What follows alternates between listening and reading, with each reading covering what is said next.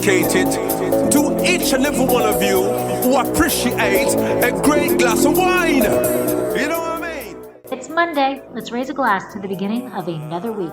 It's time to unscrew, uncork, or savor a bottle, and let's begin exploring the wine glass. Today, I am sharing a masterclass that I attended, sponsored by the Paso Robles Wine Country Alliance. We had the pleasure of learning about the AVA as well as tasting some incredible wine. During the class, we tasted Villa Creek 2018 Roussanne from the James Berry Vineyard, Laventure 2020 Rosé, Giornata 2019 Aglianico from the French Camp Vineyard, Linicolato 2019 Rising Tides, Dow Family Estates 2019 1740, and Broadside 2018 Black Letter Cabernet Sauvignon. While you're listening to learn all about Paso Robles, please take a moment to rate and review the podcast to help others find Exploring the Wine Glass. And if you have any suggestions of a podcast you would like to hear in the future, please send me an email at exploringthewineglass@gmail.com. Sláinte. Hey everybody, I'm Lori Budd, a UC Davis winemaking program, someday service, champagne specialist, and WSET Level 2 graduate. You can find Exploring the Wine Glass on all the socials as well as your favorite podcast catchers. If you haven't subscribed yet, now's the perfect time to swipe, subscribe, rate, and review. I promise I'll never tell you what to drink, but I'll always share what's in my glass. Because it doesn't rain a lot in Paso. Right, we have some averages that we're going to see in a second here, but this stuff, being as porous as it is, retains water, and retains water during those really warm days in the summer because it's underground, so it's not evaporating anytime soon. It's locked in, and so that allows a lot of the vines to find moisture throughout the summer.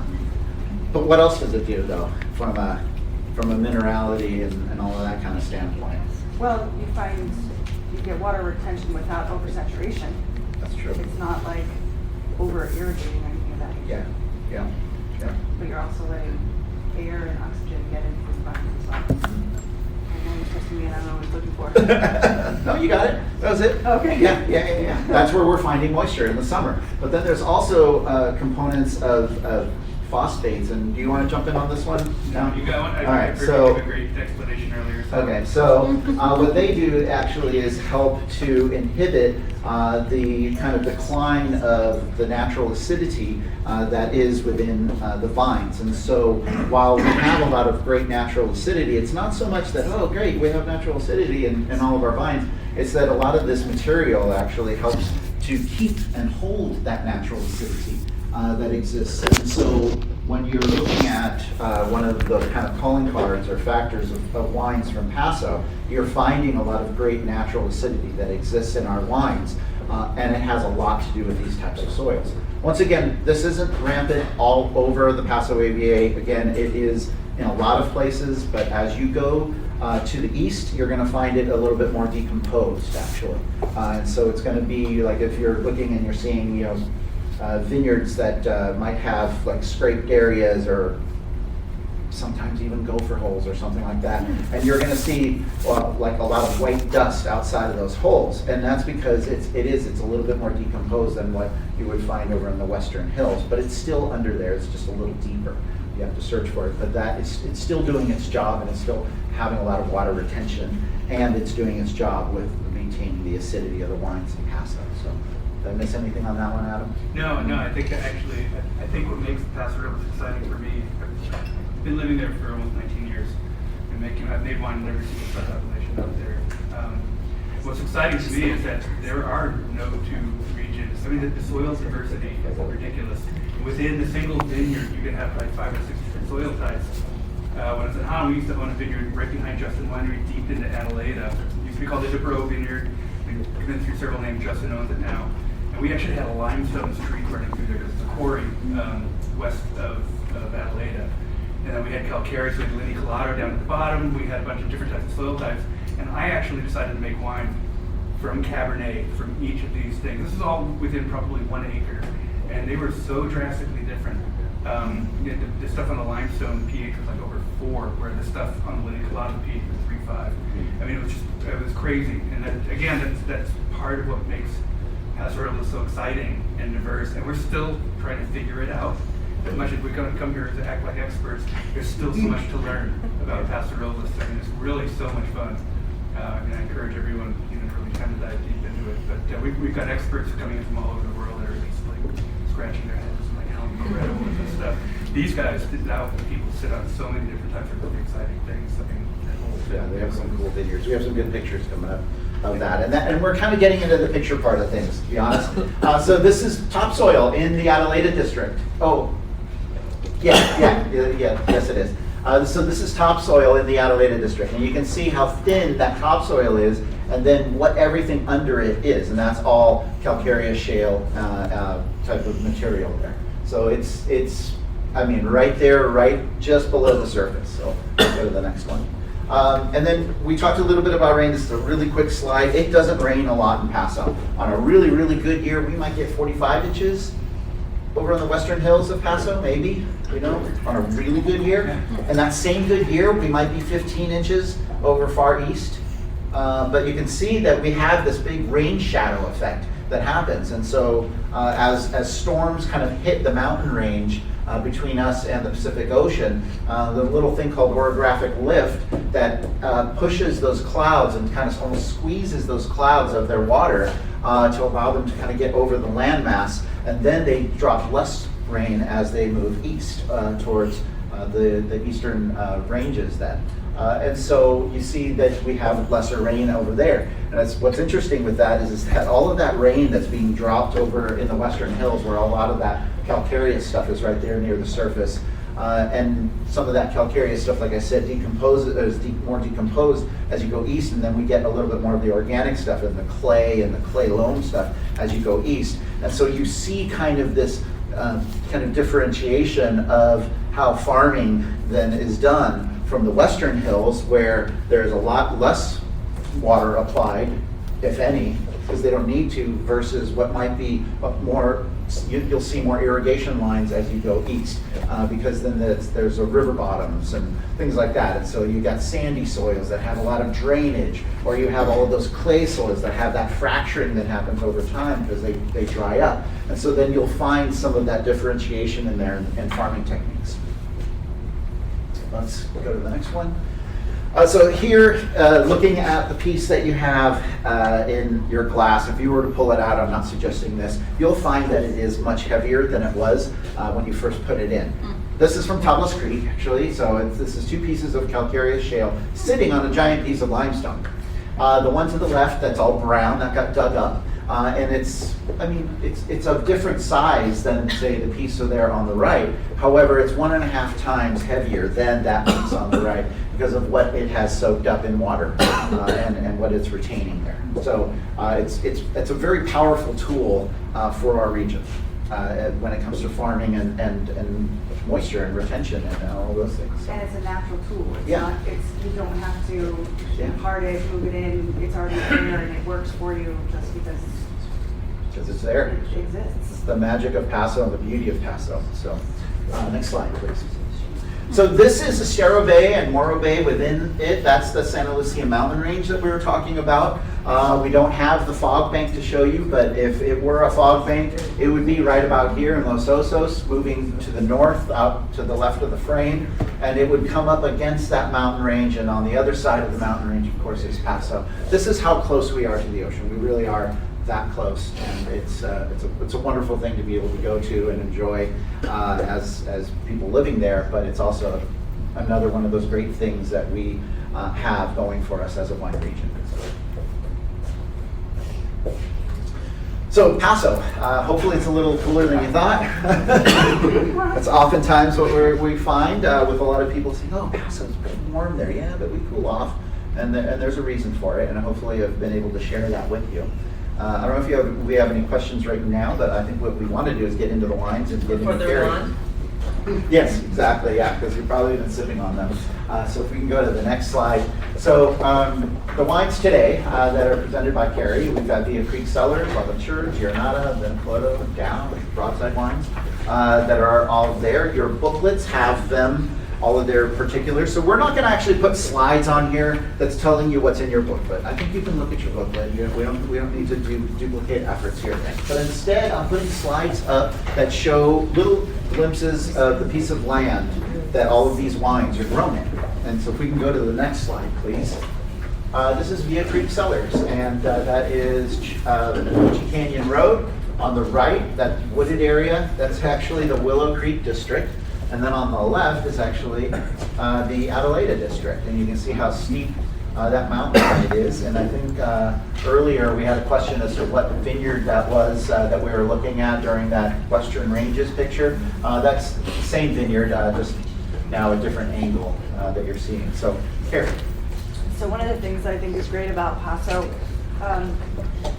and you'll have to correct me if the name's on this, but it was Jesse James's uncle who created Drury James, yes. Drury James, Yeah. who created this town. So it has always been known as kind of the wild, wild west, if you will. And so when you go there and you start to meet the winemakers and the farmers, I think you're probably the most dressed up, of the guys, They're super wild, wild west type of fellas. They're definitely cowboys and and the gals just swing along right with them. So, but Chris Cherry is the winemaker here at Villa Creek, and he is so into biodynamics and the coveting of the land. And it's a true farm. It really is a true farm. It's organic and biodynamic.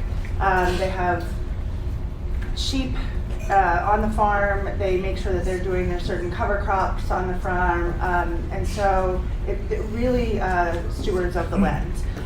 He's doing some great things with different varietals, as we talked about a little bit earlier. So what you have in front of you is the 2018 Busan. I love white Rhone varietals. I love them.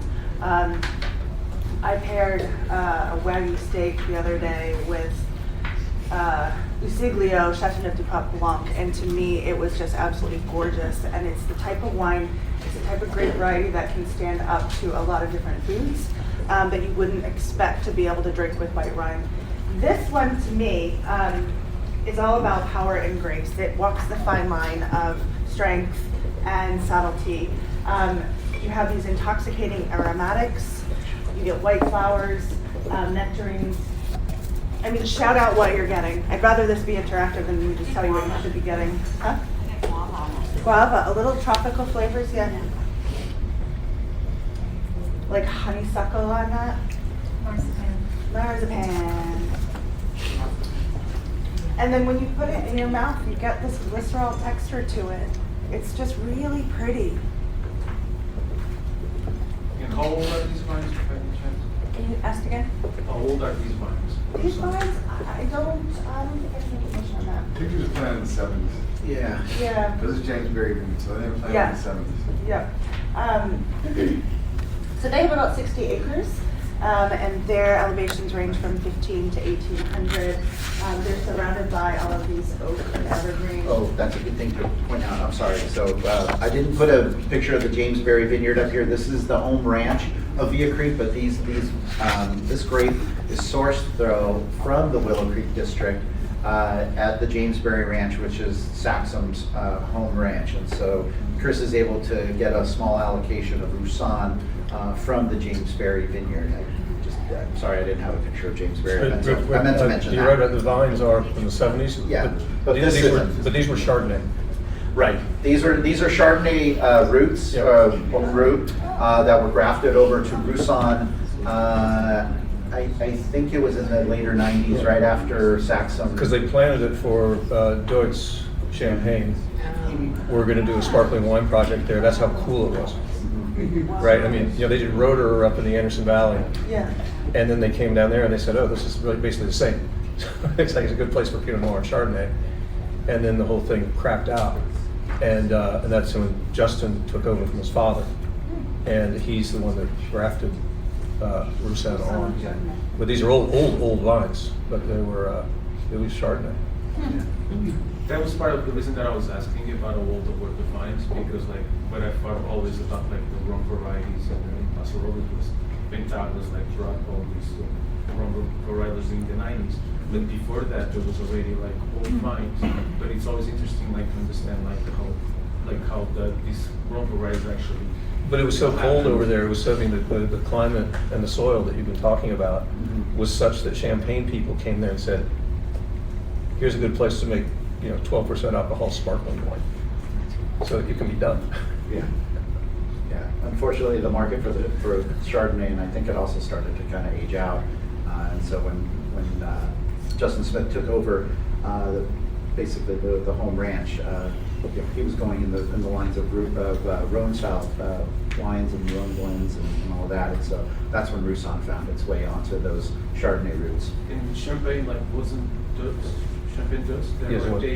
Maison Dutch that they explored. They were contracted with Justin's father. But they're not there anymore. No. They bailed out about 5 or some years in, and so he's sitting there. He had Chardonnay until about 7 or 8 years ago. He used to sell it to PAX.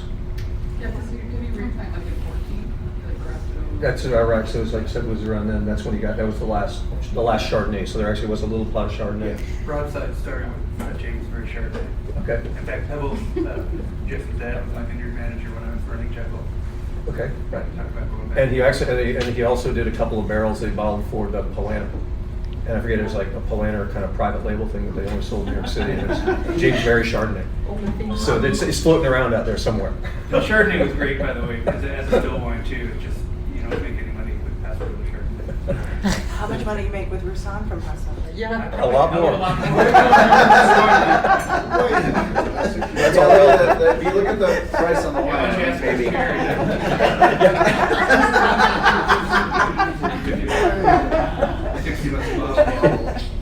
Carrie, did you have any notes on the winemaking? On this particular one, I don't, I'm sorry. Okay. What are we looking for? It's just Okay. fermentation and. He's the type of guy that just kind of lets things go. Like he's not, it's more about what the vineyard has and what the grapes are going to be able to do. Just very much a in the vineyard type of a winemaker as opposed to, Yeah. I flipped over to the Laventure Sláinte. Oh, we're on the Laventure slide. So this one, I don't have a ton of information about this wine. I did look, but my friend Megan, who will taste Vineyard Caretaker later, she said it's really cool the way this rosé is brought in. They are using 35% Grenache, 35% Syrah, 33% Grenache, 19 Mourvèdre, 7 Graciano, and 6% Petit Verdot. She said this is completely Saignée, and I love her to death because then she started to explain to me what Saignée meant, and I said, I know. But I appreciate it. But she said what's interesting about it is that he's bringing the grapes in and then letting it go Saignée and then starts the fermentation. And as he brings in more, it's the same thing. Like he's just letting it bleed off, and he's going to let the fermentation go completely dry. So it's a constant kind of process that they're doing and fermenting in like a couple of days. So we talked about maybe we should have had this first, but it's a little bit lighter in style. It's also from the Willow Creek district. The vineyard up on the screen right now, that is the Laventure vineyard. So as a Saignée and as a blend, basically, it's kind of what naturally comes from, as Carrie was explaining, winemaking there. But one thing important to note is that this is typically an in-market, meaning in Paso only wine. I wanted to bring it because sometimes when we go out into market, you only see the wines that are available in market, and that's kind of a bummer because then you're not getting to see kind of like the potential of Paso and what it might be like to visit. I personally love this wine. I do get it quite often, and it's delicious. It's light. It's during the summer when it's warm. It's wonderful during the winter when it's cold. It's wonderful. It's just a great wine.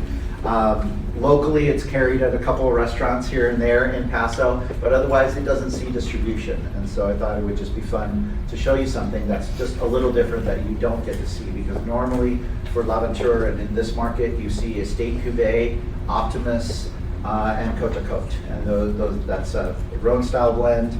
a Paso blend and a Paso blend. And so what we mean by Paso blend is Stefan's vision when he came to Paso way back when was to create a wine that he couldn't create in Bordeaux as a Bordeaux winemaker. And so he was able to blend Cabernet Sauvignon and Syrah together, throw in a little Petit Verdot, and there you have Optimus, and there you have State Cuvée, are those wines.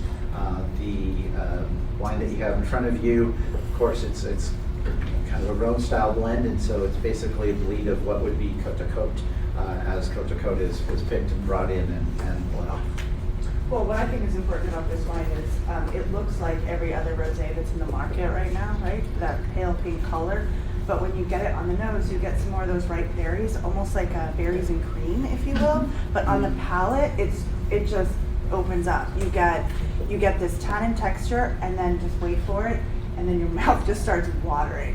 So if you're talking food wines, yeah, it should be in restaurants, you know. And I think that's some of the things that you can say about rosé that would surprise you, is that it would make a great food rosé, you know. And I mean, I'm sure this is not getting as much as like. Then there's a great sailing edge to it. Yeah.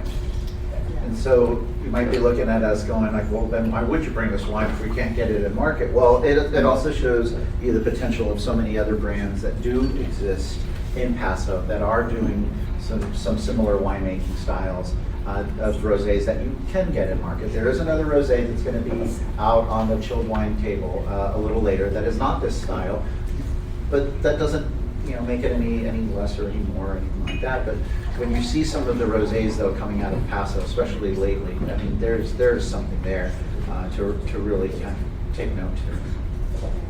So, all right, moving on. I don't want to say this name wrong, so I'm gonna have you say it first, Chris. Giornata. There you go. Giornata, yes, Giornata. So what I love about this region is that there's also a little bit more of a warmth, and there are parts of it that are very much akin to Italian regions. So you have Aglianico, which, as you know, is from Campania, and generally seen in Campania, which is a warmer region in Tuscany.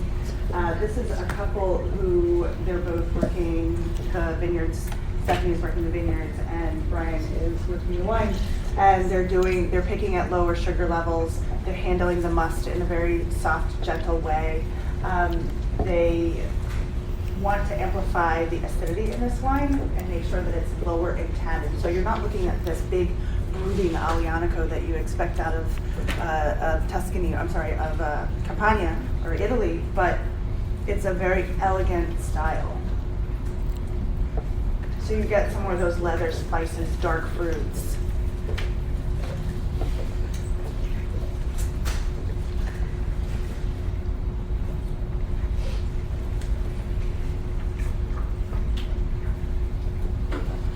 You've got a good structure, but it's not an overbearing tannin. It's not like it's cleaning out your teeth. You're getting this soft kind of tongue palate thing going on. I think is absolutely beautiful and unexpected. I love how it's like, you're saying really savory, but then somehow still super fresh on top, and just kind of freely rolls through the mouth that way. Yeah. These wines stay with you. I mean, I was taught that if a wine stays with you for 30 seconds, then it's a good wine. That's the test of how it's a good wine. And all these wines stay with you, and they're like hanging out with you. It's not just going down and, okay, that worked, what's next? Like, you kind of have to, they're pensive wines, you know? So if we're not talking about volcanic soil for this grape, what kind of soil is this being grown? Great question. So this is from the Highlands district of Paso Robles. It is grown in primarily a clay loam type of soil. Volcanic soils are extremely rare in Paso. There's like a little out on the Halter Ranch property, and that's the only one I can honestly think of, to be But honest. when you play loam, I always get that soft, almost velvety, like a Merlot type of texture from wines that are grown in clay loam. Yes, thank you. Yes, Ancient Peaks also has volcanic soil type. They have like 13 different soil types over there. It really still screams that kind of Campania kind of style of Aglianico, to be honest. But a lot of times we associate like Adriatic to be always Taverna, but when you go to Sláinte to the south, even in Apulia, like when it gets flatter, it screams like a little bit like this, like not necessarily what we tend to think like volcanic, so like we actually with Adrianico, but that can totally represent like this in Italy too. Chris, do you have any idea how many acres of Italian varieties are planted in Paso? Not many. Not many, and no, I don't. But it is somewhere at a very low number that we're talking like under 40. And it's about to get lower. But you It's about to will- get lower because of Well, Dow. yeah, we don't need to talk about that one, but we do see a few. We do see very few being grown. But while it might be getting lower, it's also getting a little higher because there are some other unique plantings. We have some brands in Paso like Giornata, this one, or Clessy, and a couple of others that are looking at trying to expand that as small growers in the area are trying to kind of work with some of those brands and create stuff for them. But you're seeing Giornata, it's a 4,000 case overall production brand with maybe 10 different SKUs. And so they're not making a lot of this stuff. But yet they do want to. They want to make more. They want to find other sources for other different grapes in the area. And that's part of maybe what we're seeing as growth. Where I was talking earlier about large swaths of land is not necessarily where we are at for our growth. But you're seeing smaller growers doing some really interesting things. Yeah, there's a lot of people off the radar that are doing plantings and stuff that the organization doesn't know, but you just have to know somebody knows somebody. Imagine my surprise last year finding Verdejo and Mencia and Paso Robles, like growing that stuff. I want those grapes, but you know. And Brian, I read somewhere that Brian's inspiration, he's from Sicily, and so he's got this kind of Italian wine background from his family, but he really wanted to plant Italian varietals in this region, and he was told if you want to plant Italian varietals, go to Italy. If you want to plant Nebbiolo, go to Piemonte. And so he kind of backed away. He did work for the Zinfandel producer in the north. Rosenblum, yep. And then after that, he went to go work for Isola e Olena in Tuscany. And so he just had this passion for it. And so he said he spoke to the winemaker at Palmina, Clifton, and he's making Nebbiolo. And so he kind of got this resurgence of, you know what, if I want to do it, I have a passion for it, I'm going to do it. And so that's where this is all stemming from. It's just his kind of brute passion of wanting to do this and make it happen, which I think, this is the spirit, of winemakers in this region. It's this, like I said, you want to call it Wild Wild West, but it's really just about passion about doing something that they feel is going to be amazing, and the proof is in the bottle. And he does a beautiful job with everything he touches. I'm a huge fan of the Torelli family. He does some of those clay amphora, skin contact ratios and things. But the magazines all love him. But his stuff, I'm not a big fan of California Italian anything. But there are a few producers and growers that are really doing a fantastic job, and I think there's so much input and work that has to be done in order to do a great job. And he's completely committed. His wife is a great grower. She does all the high-end super vineyards in Paso. So before we move on to the next wine, which we will, can we go back one slide real quick? I just want to talk really quickly about the Vineyard Highlands District. This is not all Aglianico. It's a very small block that exists out on what's called the French Camp Vineyard, which is way east as part of the Highlands District. This is owned by the Miller family, the same folks who farmed the Biennacido Vineyard, if you're familiar with that, in Solomon Hills, thank you, down in the Santa Barbara region. And so if we advance one slide, this is the Aglianico when I asked them, can you send me something? And I think they actually took this picture last week. So it wasn't actually picked yet, but this is what it's looking like this year. So this would be your 2021 Aglianico that they snapped for us for this presentation. So on to Linicolotto. So this is Linicolotto. One of the things I learned about Matt Trevisan is that he's the master blender. He is planting over 50% of Grenache on the property. It's 54 acres. They are moving into doing more hand picking, less tractor work. They want less of that machine and weight impact in the vineyard. I always think that that's really important too. I learned when I was up at Pinot Camp, and I didn't. Again, it's no, that makes sense. There's so much organic living matter in the first 8 inches of soil that when you put a tractor on it, it's crushing it. It's killing it, essentially. So they have that idea as well, and they're trying to move away, and they're doing a lot more hand picking, a lot more hand pruning, a lot more, human work in the vineyard itself. What I think is important is Matt is looking for an expression of the vintage. So that's why you're not always going to find the exact same blending variety percentages. It may change, but again, they're always going to push for more Grenache. That said, going back to the calcareous soils that have that water retention, Grenache doesn't need a lot of water. So in a place where water isn't, California is known to have droughts, so it actually can still be very fortuitous, and it can still grow without all of that water. This is 67% Grenache, 26% Syrah, and then 7% Graciano. What are you getting on the nose on this wine? Mustard seeds. Mustard seeds. Yeah. I was just thinking mustard greens when you started to say that too. It's very spicy, herby. Spicy. Yeah. Just on the nose, yeah. So some of that is going to be coming from the Graciano. It's only 7%. You get that rosemary, you get that sage quality from Graciano. But if you taste it,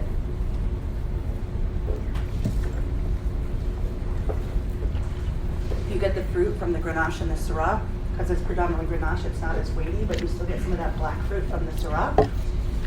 But the Graciano is going to move those kind of herbaceous flavors into more of a bloody, iron-rich quality to the wine itself. And so it's almost steaky, Can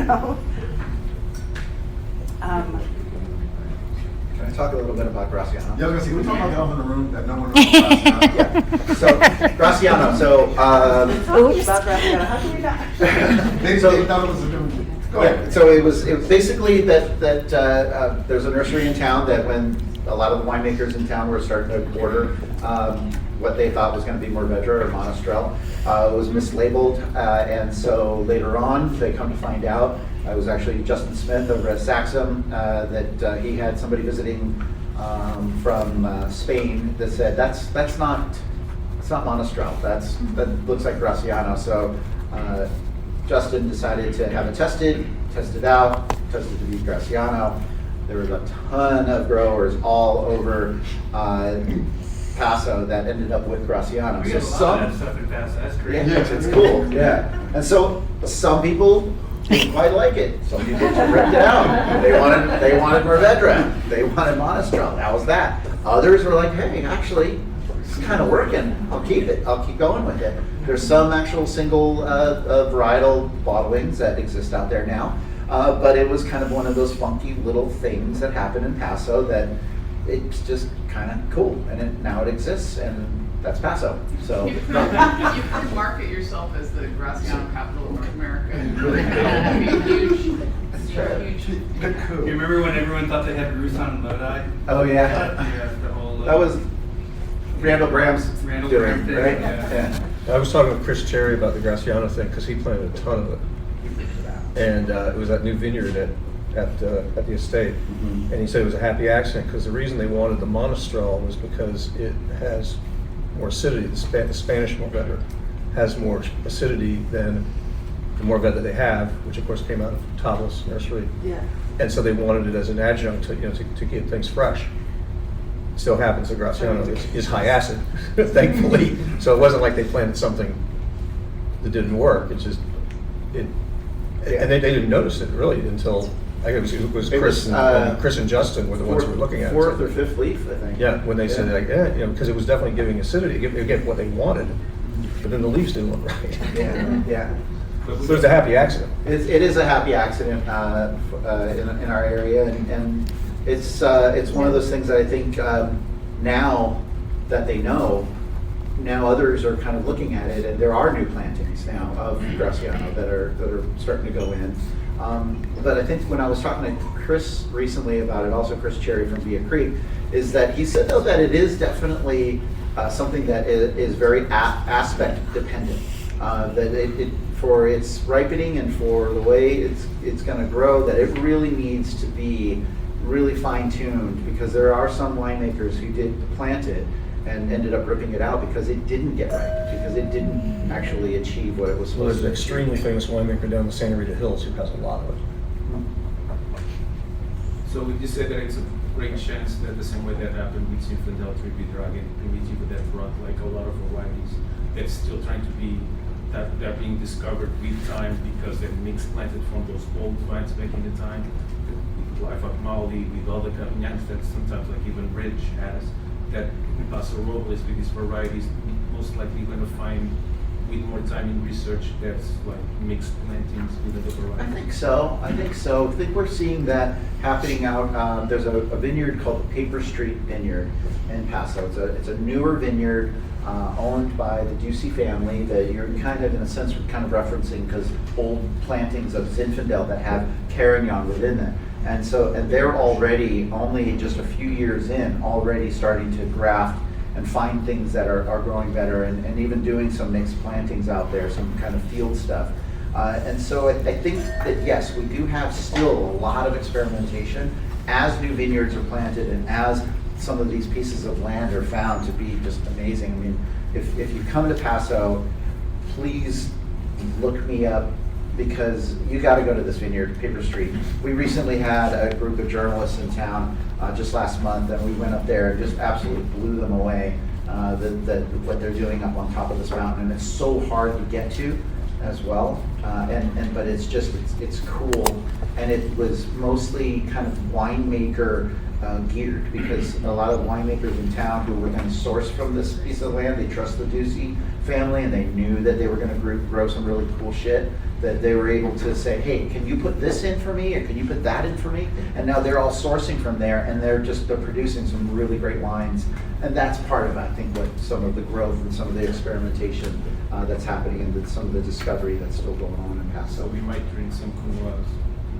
Oh yeah, absolutely. Talbot's Creek, for sure. Yeah. But in the meantime, like, wasn't Mission quite like historic around this region back in the time? Missions? Yeah, the mission system actually did exist in the Paso Robles region, and so you did have mission grapes back in the 1800s that were planted and then went fallow and found their way here, there, and everywhere. And so that was part of some of the original kind of things that identified us. And then also, if you look back during the Gold Rush period, well, after Gold Rush, after all of those immigrants that had come to the United States to find their fortune, and then didn't, they found their ways actually down into Paso. So you had like Swiss colonies and French, Italian, and all of these other European kind of colonies, if you will, all around, that ended up wanting to plant wine grapes. And culturally, that was part of who they were. And so that was kind of, I suppose you could see the kind of beginnings of it all. And so the mission system, while they had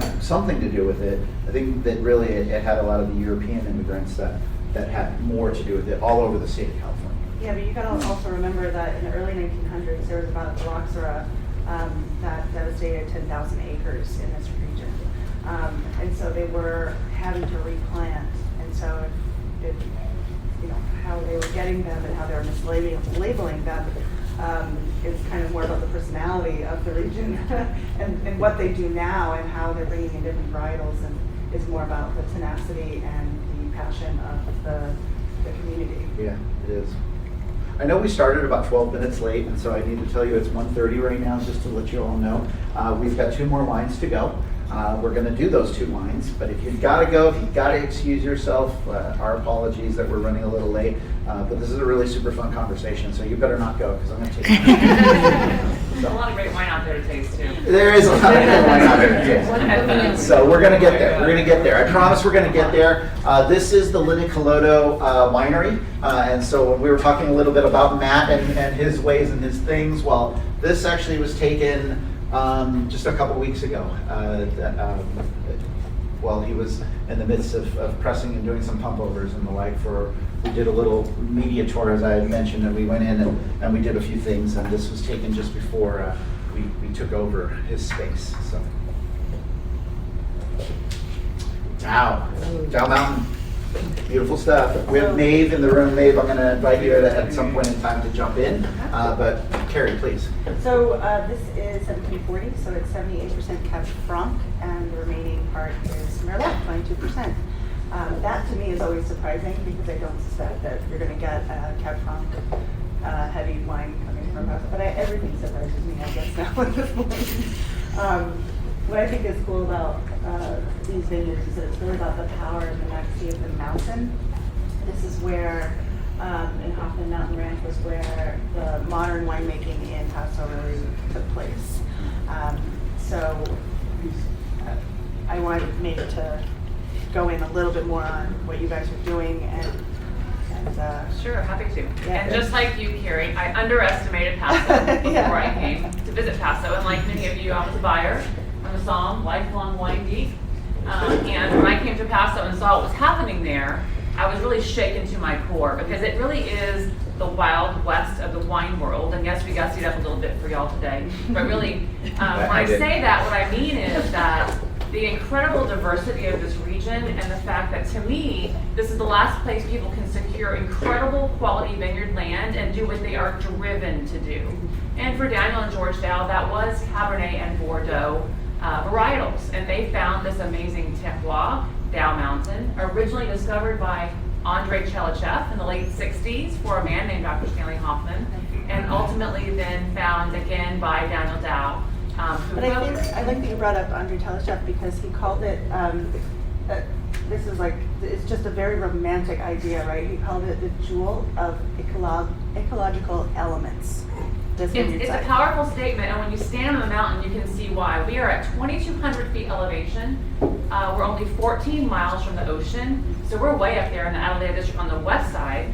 And we have the calcareous clay soils with that limestone that Chris was talking about, the soils of Bordeaux and the climate of St. Helena and Napa. And we have that huge maritime influence that just washes right over this vineyard every day. The fog just rolls right in, and the grapes love that, and we love that. And then it rolls right back out. So when you stand on this mountain and you see 56-degree slopes, high-density planting structure, 26 to 3,600 vines per acre to intensify the struggle. We have an 18-inch cordon, so way low to the ground those grapes grow. It's really a singular focus on the highest possible quality by Daniel Dow, who is our viticulturist and our winemaker. Can you go back to that slide? I want to stop you for a minute, and I'm just going to get up here to show you guys. Like you can see the slope on that side, right? You can see this slope and the steepness, if you will, of it. But that's a vineyard, right? That's how steep is that? The highest vineyard, the steepest vineyard planting is 56 degrees. So the first year when I moved there, I'm like, I'm on a harvest. Yeah, I fired myself like in 5 minutes. I was like, I'm going to be great at this. Yes, because we harvest at night, which is that next shot that you can see on the next slide, in the dark with headlamps and lights on our, my case on my butt. Not very graceful, not very efficient, but it is a very intensive viticultural program. And to your point earlier, Carrie, about everything there is done by hand. It's an intensive viticultural focus, and that quality, the goal is the highest possible quality in the glass. So we have another Dow line in the other room, swallow line, you'll get there. This happens to also, I was talking to Maeve, and I'm like, hey, we're gonna do Swallow the Lion in the main room. I really wanna do something kind of cool though as part of the masterclass. Maybe something that's not exactly readily available. And before I even suggested 1740, because I really dig this wine because it's Cab Franc kind of led, Maeve actually said, well, let's do 1740, so this wine is actually not available in market, right? Correct. Right. Neither So- is any close. I don't have any of these. Come visit. Yeah, and neither is the Linicoloda wine. Yes. That's the other thing about the Linicoloda wine. So when I tasted that wine ahead of time, before this planning out this class, again, I wanted to choose something that is cool and different and unique and bring it to you so that you can taste it, because unless you come to Paso, you're not going to taste this stuff. And so I wanted We We are trying to get you there because what you're tasting of all of these wines today are the past, present, and future of Paso. You know, we have a misconception, I think, as sounds like what Paso is. This is what Paso is. All of these wines and these families and these hands and these stories. Like this is everything. It's authentic. It's small production. It's family owned. All in Paso. When you come there, you can feel it. It's exciting. You mean it's Sorry, not, I got you mean it. it's not super high alcohol hot wines? Yeah. Yep. No, it's That's not. exactly what It we're is trying beautiful. to say. Fruit forward, but that acidity and that I that think- minerality. They're beautiful wines. Well, I'm thrilled to share them NJ with brings you up a today. good point though, and I think that that's one of the reasons behind this presentation and the wines that we're doing is because we are trying to share with you wines that help break the mold of what maybe the construct that you have figured out Paso to be from wherever you've experienced Paso wines. Are there really fun, good, Paso wines that are on the grocery store shelf that are right about here? Yeah, there are. There definitely are. They're there. They're little billboards for Paso. But ultimately, what we're hoping is that you start to consider the wines that are on this shelf and on this shelf and on this shelf, or coming out to Paso and considering it more if you're a retailer or if you're on premise, that if somebody comes to the door and knocks on your door and says, hey, I'm Steve from Vineyard Robles, taste some of these wines, if you will, then you'll open the door, and then you'll consider them, and then you'll actually say, okay, all right, let's check them out. So I can just we have add- a question in the back. As from a buyer perspective, from a retail perspective, when I have customers who get accustomed to the $15, $20 Paso wines, how do I move them and explain to them the rest of this? Great question. Yeah. I've got people raising their hands that want to actually reply, I think. I'll let you. First and foremost, ask questions. That's the building block of creating any sale. Make sure that whether you're on premise and you're dealing with a guest, or you're off premise and dealing with a customer, that you earn their trust by listening to them. If there's any preconceived notions about any AVA, or I don't drink California wines. Oh, I only drink Italian wines. Please get those out of my face. Super Tuscan's only for me. There are ways to work around, and it always comes back to having a conversation with the person. Yes,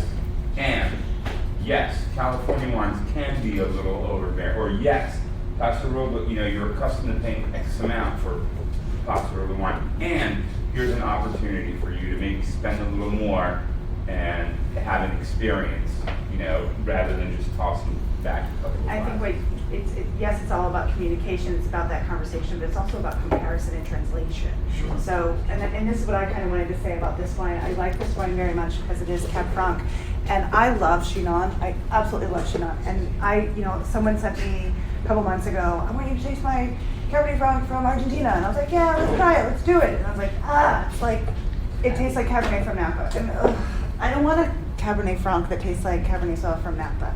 And so for me, this has got a little bit, because of the Merlot, it's got some of that softness fruit to it, but it's not, to me, this is much more of a Bordeaux style. It's not that Chinon style that I also do like, but it's certainly not reminiscent of a California Cabernet. So that said, and I apologize if we cut the answer on that short, but we got to move on to Cabernet. You can skip that, sorry.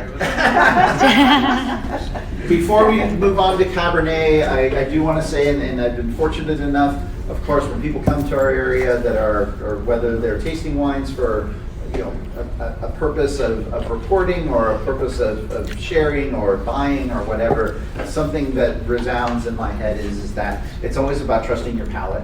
And that if you are able to then trust your palate with whatever it might be, a $15 Cabernet Sauvignon or a $100 Cabernet Sauvignon, but if you have a place for it and you can trust your palate, that's what Paso really is. It's just giving it the time of day to be able to kind of assess for yourself, and hopefully that there's a place in your program for it. Let's move on to the black letter, and then we're here afterward, and we'll be out in the room afterward, and we can answer a lot more questions. You have one more thing to share. I have a question because I just saw that you guys just showed the picture about harvest.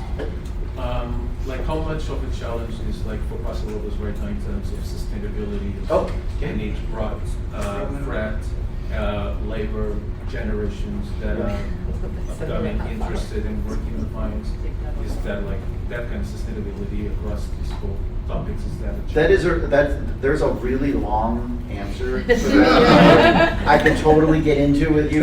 Truly, I would love to. And maybe we can answer that after we present our last wine, so then we can allow people to leave, because I know somebody already had to go. So let's do that, and then we'll get to that. Cool. Okay. So speaking of sustainability, so the 3 Ps, right? People, planet, and prosperity. So this is kind of a key omen for this wine. And we have the winemaker here. You're looking at 90%. If you like the stuff, otherwise 90% Cabernet Sauv and then 10% Petit Verdot. So again, we're looking at more of a Bordeaux style wine. It's not looking to be big and opulent. It's not your steakhouse wine, but it could be. But this is the type of conversation that you have with people. Like, if you like this, then maybe this. If you like that, then maybe that. If you like this, then maybe not that. Whatever the case might be, but trying to get people on. And remember, we're the educators and we're the translators. I had a guest when I was wine director at Oriole. She was so sweet. We had like 16 wines by the glass, and we tasted her on like 12 at the bar before she got seated on the reservation. She came back to the table and she told me what she told the bartender, and then I went along with that, and I tried to get her 2 more wines, and she just didn't like them. I couldn't figure out what was going on. I said, whoa, start over. Like, I know you tasted a bunch of wines, but let's pretend you didn't. Let's talk about this. And she said, well, I don't like Pinot Noir because of the tannins. And I went, oh, what? Record scratched, and I went, I'll be right back. And I ended up bringing out Craggy Range Bordeaux blend, leading with Merlot, that she kind of liked, and then I brought her, yeah, you guessed it, Charlie Palmer's Russian River Pinot Noir, and I said, I'm not telling you what these are, and then she just loved it, And so what I'm trying to say is that people do have preconceived notions of what things are, right? Eric Asimov said the most people apologize most for not knowing more about wine. I say that's why I have a job, right? People don't apologize for not knowing how to do open heart surgery. They don't apologize for not knowing how to plumb a toilet. They just call the experts in. Well, guess what? We're the experts. But people come in and they apologize for not knowing, and they also come in and they think they know, and so they tell you about wine. I mean, love Megan. She told me about Simon. But it's all about the translation, and I think that's what's going to be really important in terms of how you can get these wines into your consumers' hands, because they're absolutely brilliant wines. Would you talk about your Cabernet, please? So this is the 18 broadside black letter. Yep. We followed it about a month and a half ago. It's a little tight. It's probably just getting ready to release it. We got actually 17 was actually originally submitted, and we got the score, and then Texas bought everything out, so it's like Texas. But this comes from 68% Santa Margarita Ranch. So Santa Margarita Ranch, as you know, is, we mentioned before, is one of the 11 sub-appellations of Paso. It also happens to be its own vineyard too.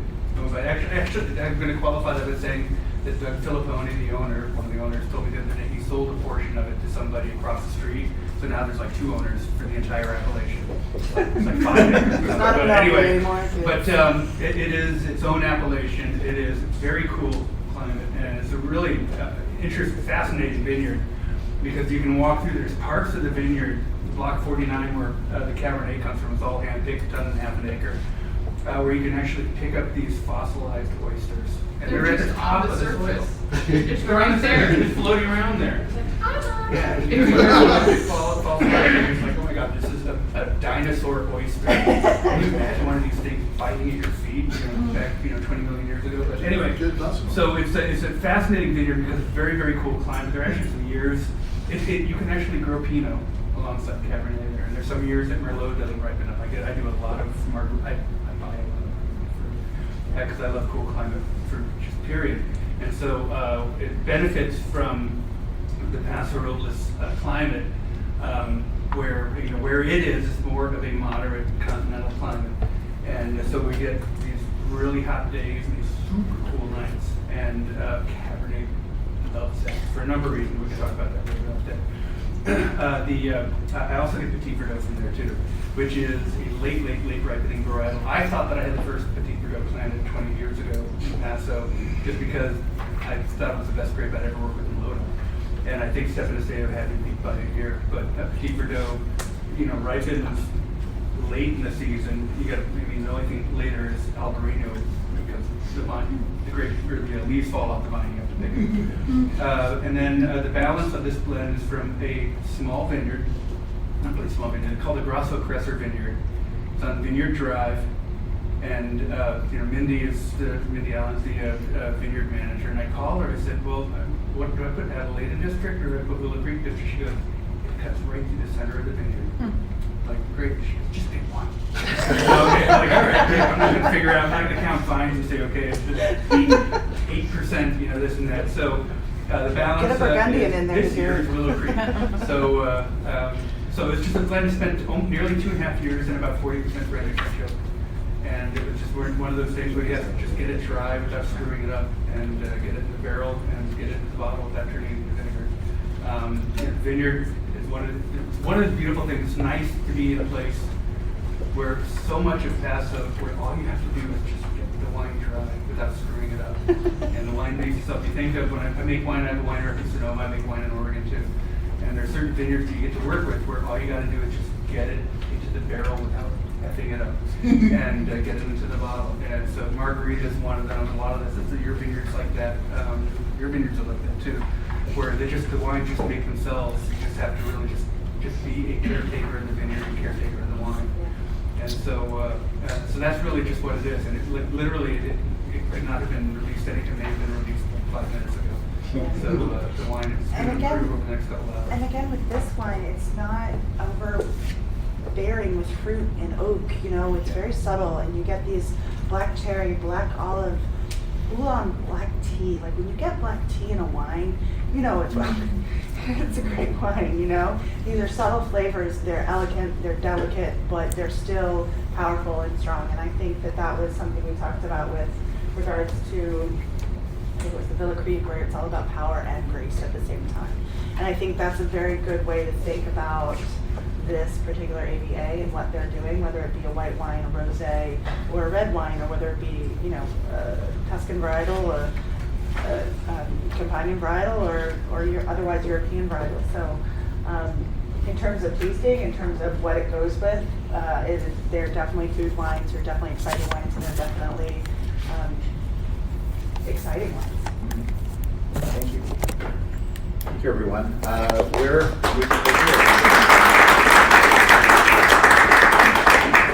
We're here for more questions and answers, for that matter, maybe we'll lie to you.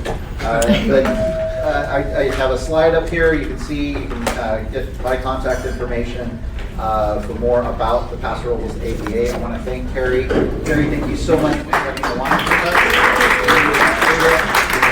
And thanking all of you for being here. This has been another episode of Exploring the Wine Glass. Thanks for listening. If you have suggestions on what topics you would like me to discuss, please reach out on social media. You can find me on Twitter, Instagram, and Facebook as Exploring the Wine Glass. I am also on LinkedIn as Lori Hoytbud. Of course, you can always email me at exploringthewineglass@gmail.com. If you enjoyed what you heard, please rate, review, and subscribe to help others find me more easily. And most importantly, tell your wine-loving friends, because if you like the podcast, they will too. Music is Wine by Kevens. Until next week, Sláinte. Very, very special.